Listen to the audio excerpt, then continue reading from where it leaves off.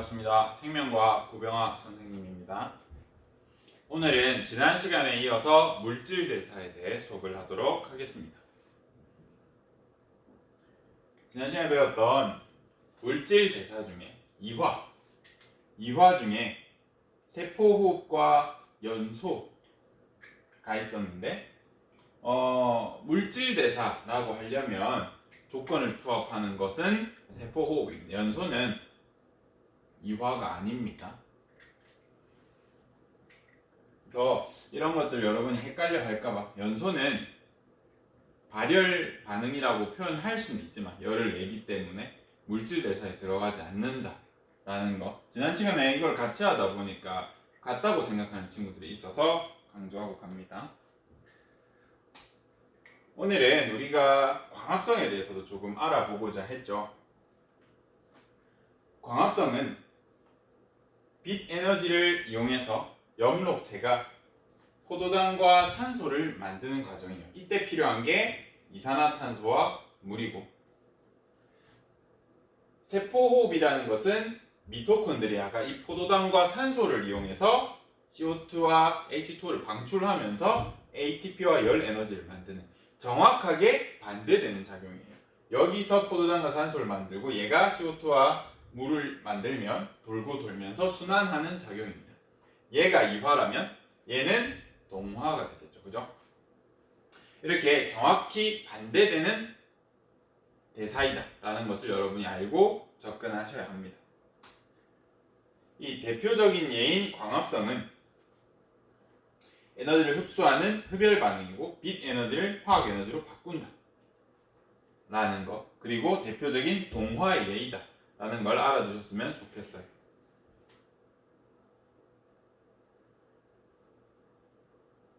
그러면 우리는 이제부터 이 물질 대사를 하는 우리 몸의 세포 수준에서 봤고, 우리 몸은 왜 이렇게 생겼는지를 결국 한번 생각을 해봅시다. 세포호흡은 왜 일어나죠? 광합성은 왜 일어나죠? 둘 다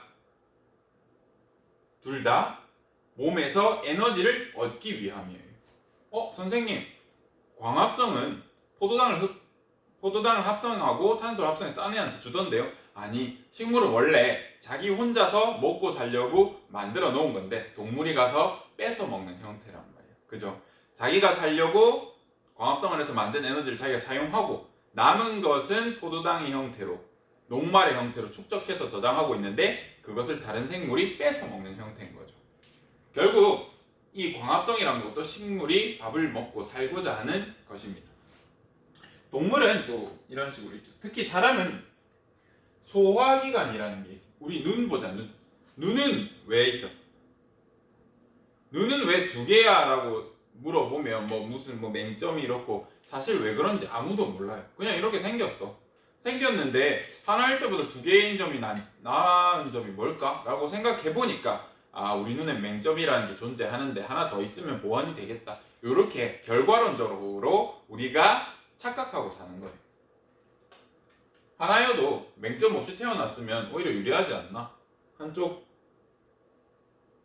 하나만 유지하면 되니까 에너지가 반밖에 안 되잖아요. 어쨌든 우리 눈이 있는 목적은 어떻게 보면 먹을 것을 찾아서 에너지를 습득하기 위해서. 손은 왜 있어요? 에너지를 습득하기 위해서. 다리는 왜 있어요? 에너지를 습득하러 잘 찾아가기 위해서. 우리 몸은 결국 에너지를 습득하고 생명 현상을 유지하려고 하는, 또 궁극적으로 내 유전자를 후대에 전달하고자 하는 게 전부 목적의 다란 말이에요. 그럼 우리 몸은 왜 이렇게 생겼는지 한번 보자. 우리 입에서 어떠한 소화 효소가 분비되는지 1학년 때 배웠죠.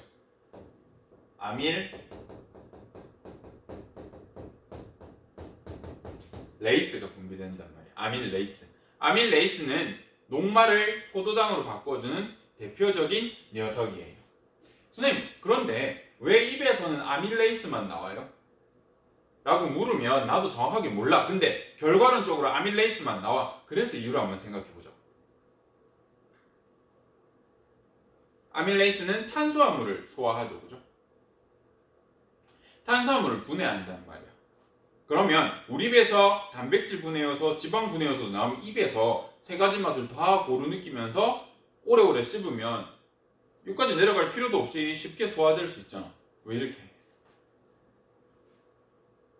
우리 입, 우리 혀, 우리 이, 우리 볼 전부 다 단백질과 지방으로 이루어져 있단 말이야. 우리 입 속에서 이 소화가 일어나면 어떻게 되겠어?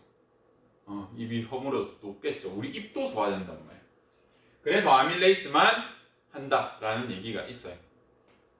입에서는 아밀레이스가 나온다. 근데 이거는 대학교 내용이에요. 사실은 입에서도 단백질과 지방을 분해하는 효소가 진짜 조금 나와. 근데 우리 고등학교 수준에서는 이것만 나온다라고 하고 입에서 리파제가 나온다 이런 식으로 나오면 틀렸다고 해야 된다. 알겠죠? 실제로는 진짜 조금 나오는데 우리는 모르는 걸로 합시다. 혹시나 또 이상한 거 찾아보고 와서 선생님한테 물어볼까봐 언급하고 갑니다. 그다음 식도를 타고 내려가서 우리 위에는 어떤 녀석이 나올까? 맞아, 위산도 나오고요. 위산과 함께 어떠한 분비 물질, 효소가 단백질을 소화시켜줘.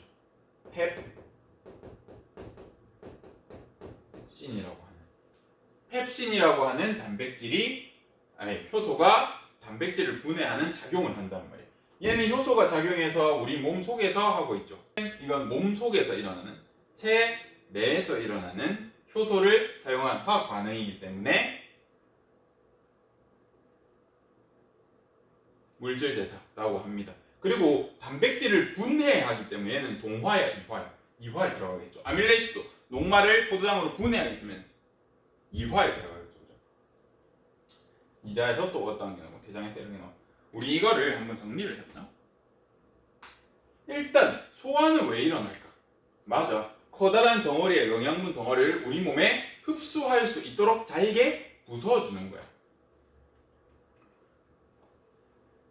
그런데 왜 여기에서 소화가 다 일어나면 안 돼요?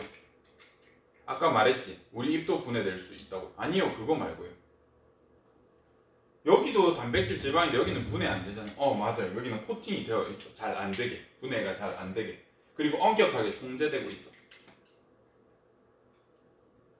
만약 우리가 여기서 단백질, 지방까지 분해하는 효소가 모두 나온다면 우리는 총을 개발할 필요도 없단 말이야. 하면 이게 총알이 하면서 녹아낼 테니까 히드라 리스크. 여튼 그렇게 된단 말이야. 여기도 다 코팅이 되어 있고 어떤 방법이 있습니다. 그렇다면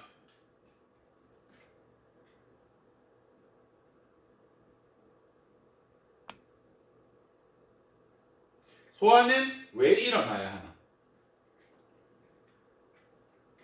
흡수를 하기 위해서요. 막말로 우리 피부, 우리의 세포들이 그냥 단백질 큰 덩어리가 이렇게 왔을 때 바로 흡수할 수 있으면 너무 좋지. 정말 좋지. 그럼 우리 밥 먹을 때 입으로 안 넣어도 된단 말이야. 고기나 이런 거 들고 이렇게 맛있다, 맛있다 이렇게 할 수 있단 말이야. 왜? 우리 몸이 모든 세포가 흡수할 수 있을 정도로 커다란, 우리 몸의 세포들이 커다란 분자들을 흡수할 수 있다면 우리가 굳이 소화란 걸 할 필요 없고 그냥 바로 집어넣으면 주면 되잖아, 몸에다가. 근데 그러지 못하는 이유는 흡수할 수 없기 때문에, 너무 분자 크기가 크기 때문에. 구멍은 이만한데 어떻게 이만한 걸 집어넣어? 그지? 그러니까 잘게 부숴주는 작용이 필요하다.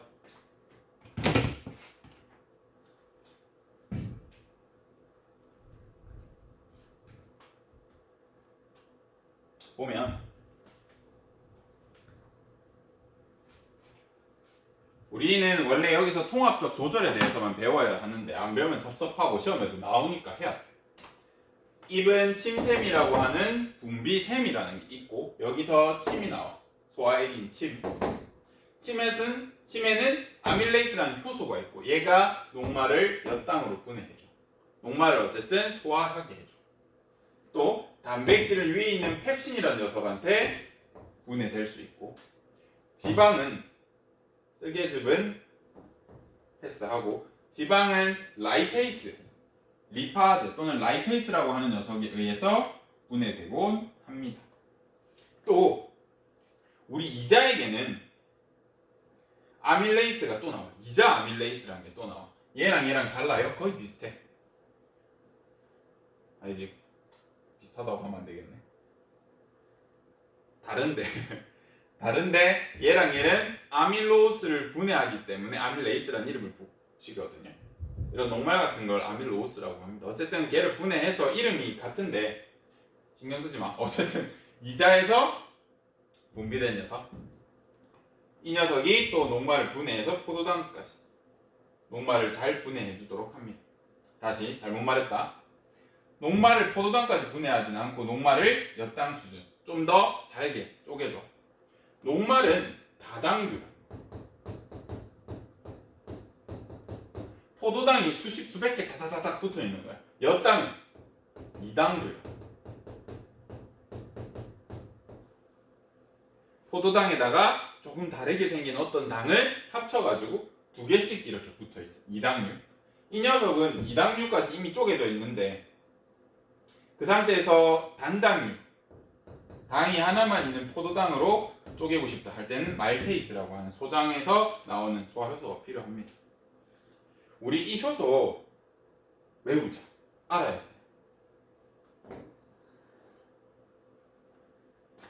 녹말은 누가 분해한다고? 아밀레이스.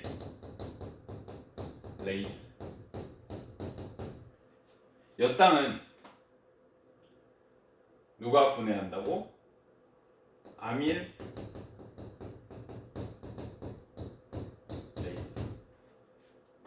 맞아요?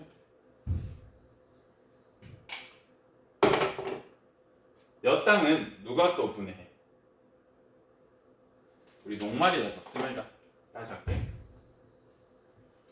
우리 탄수화물을 소화할 수 있는 소화효소는 뭐냐고 물었을 때 답할 수 있으면 돼. 아밀레이스.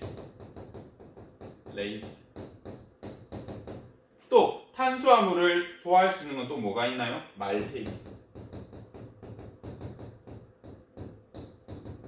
이렇게 답할 수 있으면 된단 말이야. 또 단백질을 소화하는 효소는 뭐가 있나요?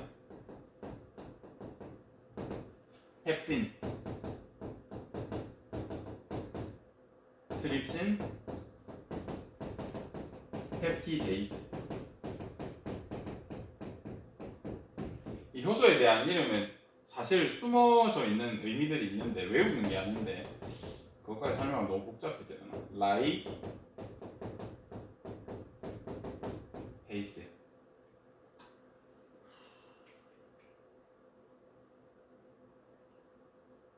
봐.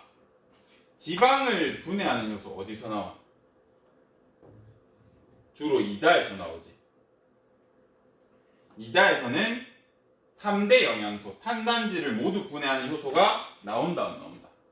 나온다는 게 정답이에요.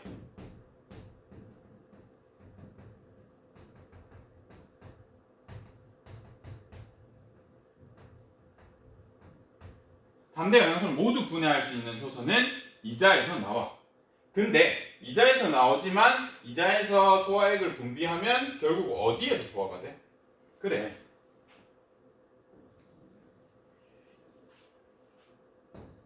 분해 요소는 이자에서 분비되지만 3대 영양소는 어디에서 소화돼? 아니, 어디에서 흡수돼? 소장에서 흡수돼. 분해 효소는 어디서 나온다고? 이자.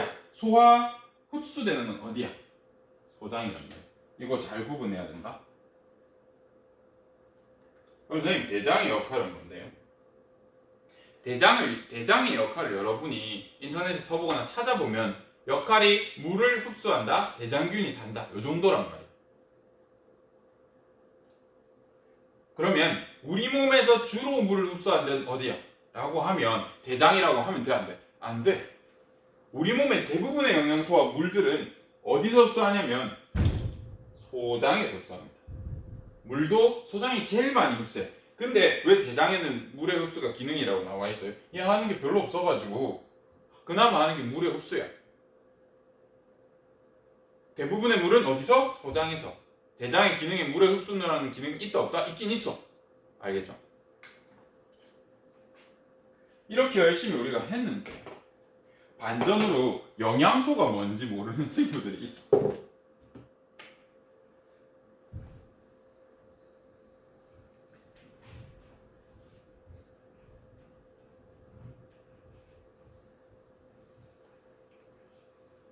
그거 참 심각한 문제다. 그래. 보자. 우리가 열심히 했는데 영양소를 모르는 대참사가 일어난단 말이야.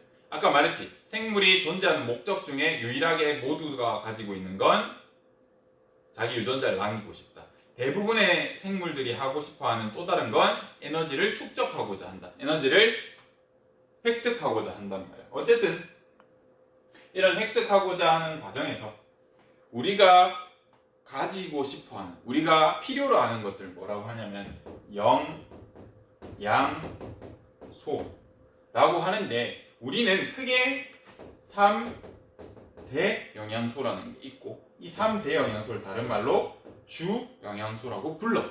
이 3대 영양소는 뭐가 있냐면 탄, 지, 단이 있어. 탄수화물, 지질, 단백질. 이거 우리 1학년 때 배웠거든. 기억이 날까 모르겠네. 탄수화물은 어떤 원소로 되어 있어? CHO. 탄소, 수소, 산소. 지질은 무슨 원소로 되어 있어? CHO. 그래서 밥 많이 먹으면 살찐단 말이야. 그죠? 단백질 CHON. 질소까지 포함됩니다. 그러면 3대 영양소 말고 3대 영양소가 있단 말은 참소 영양소도 있을까? 그런 게 있어. 뭐라고 하냐면 부영양소라는 게 있어. 어떤 게 부영양소냐면 물. 우리 몸에서 제일 많이 필요한 영양소가 물이야 사실. 그 다음 바이타민.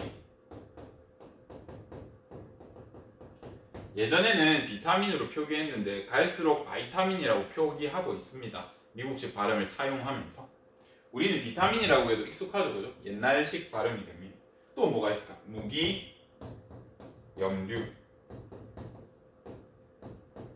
소금, 철, 칼슘 이런 게 무기, 염류에 들어갑니다. 나트륨, 염소, 소금에 나트륨과 염소가 있죠. 어쨌든 이런 것들. 물은 H2O. 비타민은 비타민 A, 비타민 B, 비타민 C, 뭐 1, 2, 3 이런 거 있습니다. 비타민 D, 비타민 K, 비타민 E를 빼먹었네.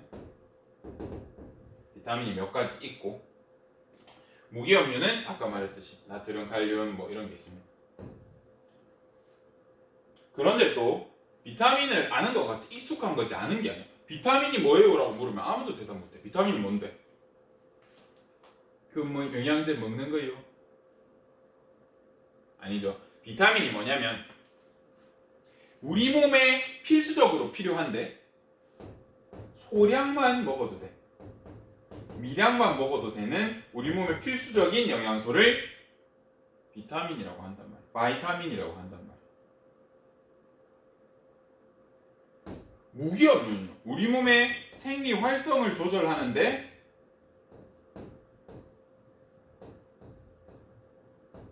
소량 필요한 영양분을 무기염류라고 한단 말이야. 무기염류는 무기물이야. 비타민은 유기물에 가까워. 그래서 이런 차이가 있어. 탄수화물 누가 봐도 탄수화물이야. 지질이고 단백질이고 물이고 무기염류는 누가 봐도 무기물인데 그거 말고 우리 몸에 필수적으로 필요한데 뭔지 모르겠는 게 있어. 그래서 이름을 모르겠으니까 다 비타민이라고 부른단 말이야. 알겠죠? 비타민에 대해서 배웠네요 오늘.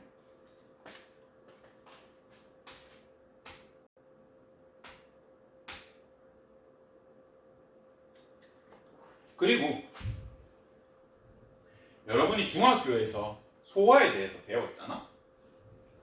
소화도 너무 잘 알고 있다고 생각하는데 소화가 뭔지 서술형으로 적어보세요 하면 정답률이 몇 프로게? 이거 선생님들도 많이 틀렸어. 임용 문제로 자주 나왔었거든. 소화가 뭘까? 지금 공책에 한번 적어볼래? 화면 멈춰놓고 공책에 적어.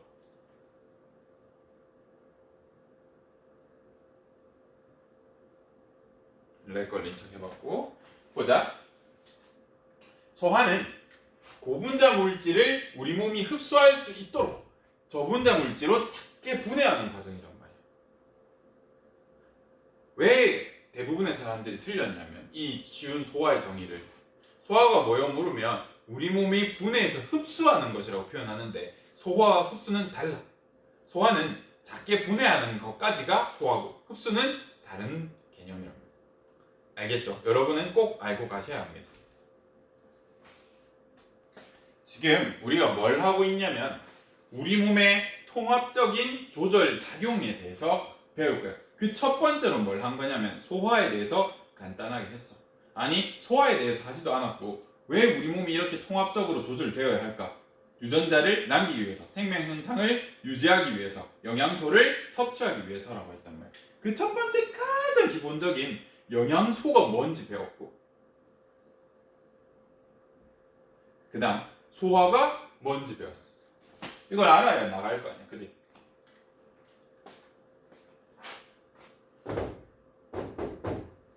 우리 소장에는 이런 모양의 털이 달려있어. 융털이라고 하는 털이 달려있거든.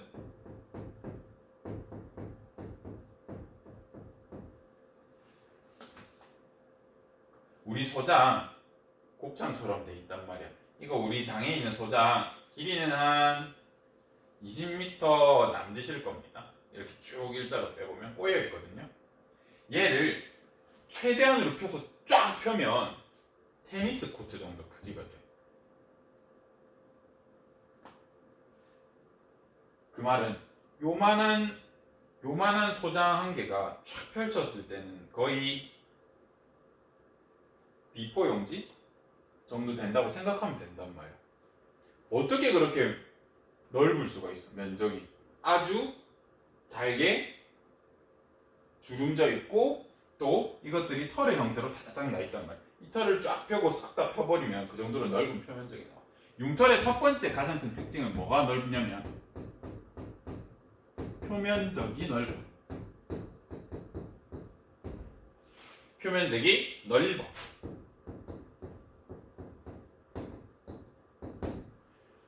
우리의 음식물은 단순히 20m의 관을 지난 것 같지만 이 과정을 보면 넓이가 어느 정도라고? 테니스 코트 한 개를 우리 조그마한 고기 덩어리를 소화한다고 치자. 우리의 20m짜리 소장을 지나가지만 이 고기 덩어리는 테니스 코트를 전부 다 한 번씩 쓱쓱쓱쓱쓱쓱쓱쓱쓱 다 훑고 지나간 그 정도의 효과를 본단 말이야. 우리 소장이라는 게 그런 녀석이야. 표면적이 아주 넓어서. 근데 이 융털이라는 놈은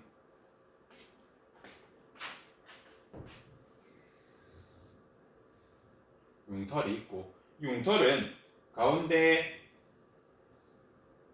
그런 관이 있어. 얘도 혈관의 일종인데 혈관의 일종인 림프관의 일종입니다. 근데 이 림프관 이름을 우리 융털에 지나가는 이 림프관은 좀 특이한 림프관이 있어. 암죽관이라는 특이한 명칭을 붙여줬습니다. 융털하는 이런 게 있고요. 또 뭐가 있냐면 선생님 빨간색 파란색이었네.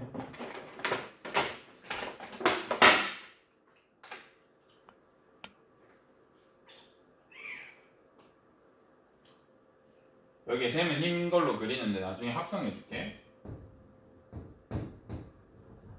수많은 모세혈관들이 이렇게 지나가.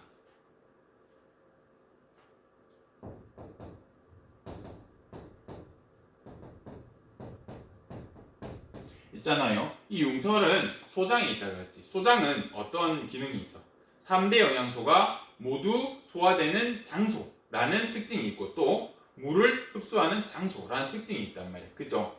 그러다 보니까 이 흉터레는 우리 몸으로 흡수할 수 있는 영양소를 흡수할 수 있는 기능이 있단 말이야. 이때 우리 영양소는 물에 녹는 것과 물에 잘 녹지 않는 영양소가 있어요. 지방 같은 거 잘 안 녹잖아, 그지? 그래서 지방 같은 거 기름에 잘 녹는다. 그래서 지용성 영양소는 암주간을 통해서 우리 온몸에 퍼져. 아까 이거 혈관의 일종이라고 했지. 림프관이라고 하는.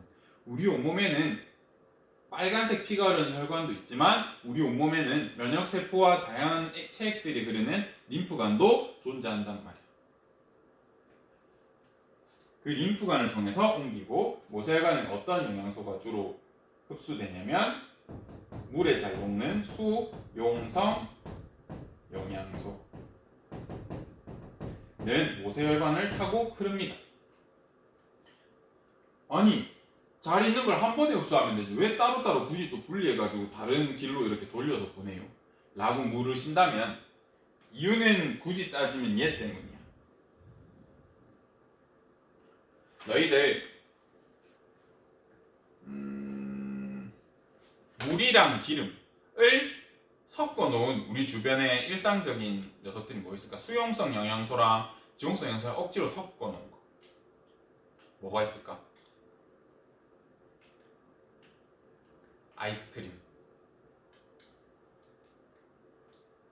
아이스크림은 어떠한 유화제라는 처리를 해서 지용성 영양소와 수용성 영양소를 억지로 섞어 놓은 형태야. 단백질, 지방, 탄수화물 섞어 놨다고. 원래 안 섞이거든, 잘.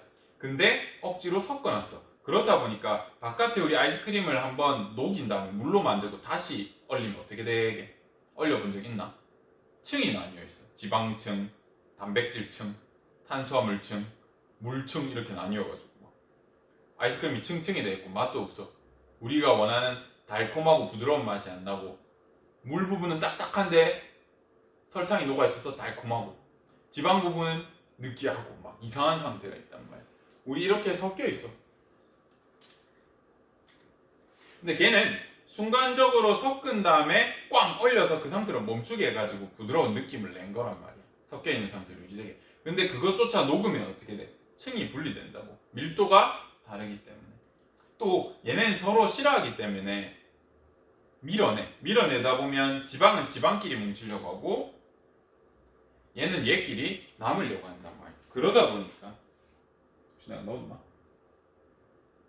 에이 안 넣었네.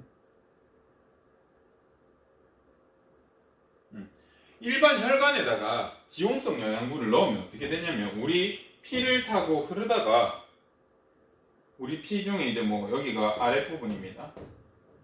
여기가 바닥, 여기 위쪽이라고 하면 피를 타고 흐르다가 밀도 차이가 나니까 기름이 위에 떠. 지용성 영양분 위에 떠. 그리고 수용성 영양분 밑에 깔아앉아. 그리고 얘네들이 어떻게 돼? 혈관에 끼어.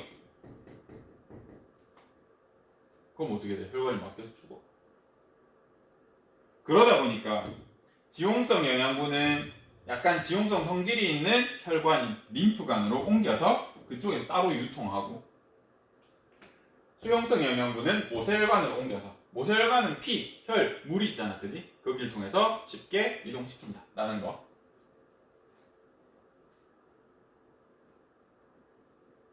선생님 그러면 혈액에는 지용성 성분이 하나도 없겠네요? 아니 사실은 있긴 해. 아니 아까 지용성 영양분, 수용성 영양분 같이 두면 분리되면서 떡져가지고 혈관이 막힌다면서요. 그러니까 그냥 있진 않지. 어떻게 있냐면 알려만 줄게요. 우리 혈관에 만약에 지용성 영양분이 필요하다 라고 하면 우리 이 융터를 이루는 세포도 결국엔 세포잖아. 그러니까 인지질 이중층으로 되어 있겠죠. 그죠? 인지질 이중층이니까 지질이 필요해. 그래서 지질이 분명히 소화하는 저런 데도 가야 된단 말이야. 그러니까 우리 혈관에 모세혈관에 지질이 필요해. 혈관 세포도 지질이 필요할 거 아니야. 운송할 때 어떻게 하냐면 이 지질을 수용성 단백질로 포장해서 이동시켜. 그러면 바깥이 수용성이니까 물에 잘 녹아서 간단 말이야. 신기하죠? 이렇게 코팅해서 움직인다. 지질이 영어로 리포라고 하고 단백질 영어로 뭐야? 프로테인이지. 그래서 얘를 리포프로테인이라고도 합니다. 지단백.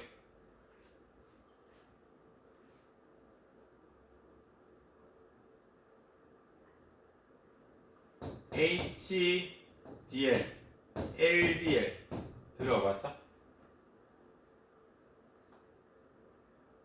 하이 덴시티 리포프로틴. 높은 밀도의 지단백. 다음 시간에 하자.